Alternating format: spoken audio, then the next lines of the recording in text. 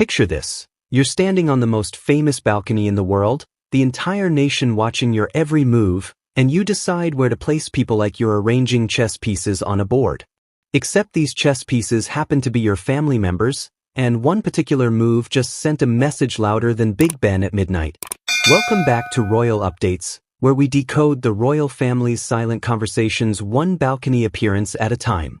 King Charles just pulled off what might be the most passive-aggressive dad move in royal history, and honestly, we're here for it. During this year's Trooping the Color, His Majesty made one seemingly small positioning choice that royal experts are calling a direct message to his estranged son Prince Harry.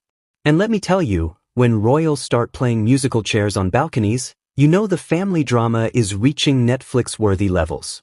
So what exactly happened on that famous Buckingham Palace balcony that has everyone talking?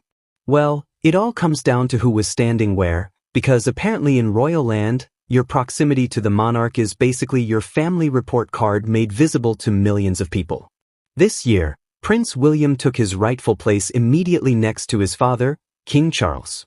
Now, you might be thinking, well, of course he did, he's the heir to the throne, where else would he stand? But here's where it gets juicy. Last year, it was Princess Kate who stood next to the king during her first public appearance since her cancer diagnosis. The positioning was a show of support, a visual hug if you will, demonstrating Charles's care for his daughter-in-law during her health battle. But this year's switch-up? That's where body language expert Judy James comes in with some absolutely fascinating insights. According to James, Charles has a habit of positioning the most important people in his life close to him during these balcony moments. It's like royal favoritism with a side of public relations strategy. When William stepped into that prime real estate next to Daddy Dearest, James says it signaled a new era of warmth between father and son. Picture William adopting that respectful pose, hands clasped in front, looking every inch the future king having a heart-to-heart with the current one. It's the same pose he used to strike when chatting with his beloved grandmother, Queen Elizabeth. The message? Respect, unity, and a clear signal that the father-son relationship is stronger than ever. But here's where things get really interesting, because this balcony choreography wasn't just about showing William love. Oh no, this was a masterclass in royal messaging, and the intended recipient was sitting about 5,000 miles away in sunny California, probably sipping his morning coffee and wondering why his phone notifications were going absolutely mental. The positioning of Charles and William together sent what James calls a direct message to Harry. The subtext? Unity. Solidarity. A visual representation of the monarchy moving forward without him. It's like when your ex posts a really happy photo with their new partner, except this photo was broadcast to millions of people and analyzed by royal correspondents for hidden meanings. Think about it from Harry's perspective for a hot minute. He's been making headlines recently with some pretty explosive claims about his father. In a bombshell interview, he suggested that Charles wasn't speaking to him and expressed uncertainty about how much time his cancer-battling father had left. Those are some heavy accusations to throw around, especially when you're already persona non grata at family gatherings. So when Trooping the Color rolled around, all eyes were on how the family would present themselves. Would there be any subtle acknowledgments of Harry's absence? Any empty spaces that felt deliberately pointed? Well, if there were, they were quickly filled by William stepping up to claim his spot right next to dear old dad. Former BBC royal correspondent Jenny Bond picked up on this subtle but significant change too. She pointed out that last year was an exception, with Kate taking that prime position due to her incredible courage in making her first public appearance post-cancer treatment. The king was showing special support for her journey, and rightfully so. But this year's return to what Bond calls the correct order was actually quite reassuring for those keeping track of royal protocol. It's fascinating how these seemingly small details can carry such enormous weight. We're talking about people standing on a balcony, waving at crowds, and yet every gesture, every position, every glance gets dissected like it's the Rosetta Stone of family dynamics. And honestly, in the royal world, that's exactly what it is. The symbolism goes even deeper when you consider Kate's positioning during the actual ceremony. She took her place next to the king and queen on the dais during the military parade, not just as a senior royal family member, but in her specific role as Colonel of the Irish Guards. This wasn't just about family hierarchy, it was about duty, service, and the roles that define the working monarchy.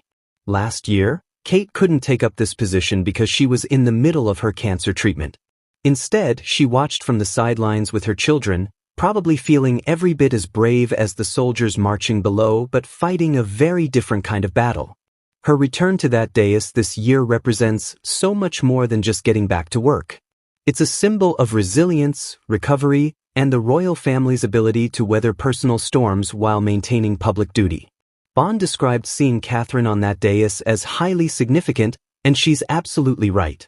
Here was our future queen, standing alongside her father-in-law who has made no secret of his respect and admiration for her, especially after their shared cancer journey. It's a powerful image of solidarity, not just in terms of family bonds, but in terms of the monarchy's continuity and strength. The visual message was clear: royal life is back on track after what Bond called the scary past 18 months. And boy, were they scary. Between Kate's cancer diagnosis and treatment, Charles's own health battles, and the ongoing drama with Harry and Meghan, the royal family has been through the ringer. But here they all were, standing tall, united, and very much moving forward. What makes this whole balcony situation even more intriguing is the timing. This display of unity comes just weeks after Harry's latest interview bombshells. The timing feels deliberate, doesn't it? Like the royal equivalent of posting a really great family photo right after someone's been talking trash about you on social media. Except instead of Instagram, it's a centuries-old tradition watched by millions of people worldwide. The message to Harry seems pretty clear: the monarchy is thriving without you. William is stepping into his role as heir with confidence and his father's full support. Kate is back to her duties, stronger than ever. The institution is moving forward, and there's no empty chair at the table waiting for anyone to come back. But let's be real here, this isn't just about royal protocol or ceremonial positioning. This is about a family dealing with very human emotions, grief, disappointment, and the complex dynamics that come with being related to people you don't always get along with. The difference is, most families don't have to work out their issues in front of the entire world while wearing crowns and military uniforms. The genius of this balcony moment is how it manages to be both deeply personal and completely professional at the same time. Charles gets to show support for his heir and celebrate his daughter-in-law's recovery while simultaneously sending a clear message about where loyalties lie. It's multitasking at a level that would make any parent proud, even if the family drama happens to play out on a world stage. What's particularly striking is how William has embraced this moment. His body language, his positioning, his obvious comfort in this role all signal a man who's ready for what comes next. Whether that next phase comes sooner or later, he's clearly prepared to stand beside his father and eventually step into his shoes. As we watch this royal drama unfold, it's worth remembering that behind all the protocol and positioning are real people dealing with real relationships. Charles is a father trying to balance his love for his sons with his duty to the crown. William is navigating his role as heir while supporting his wife through her recovery. And somewhere in California, Harry is probably wondering if there's any way back from this particular crossroads. The balcony at Buckingham Palace has seen it all over the years, celebrating victories, mourning losses, and marking the passage of time through changing faces and evolving relationships.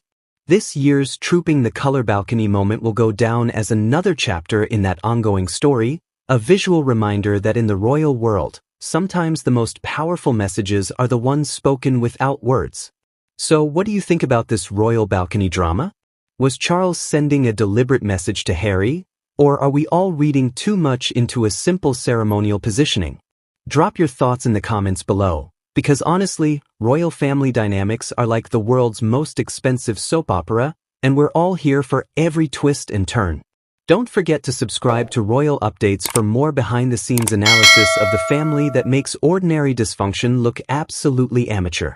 Hit that notification bell because trust me, with this family, there's always another plot twist coming around the corner.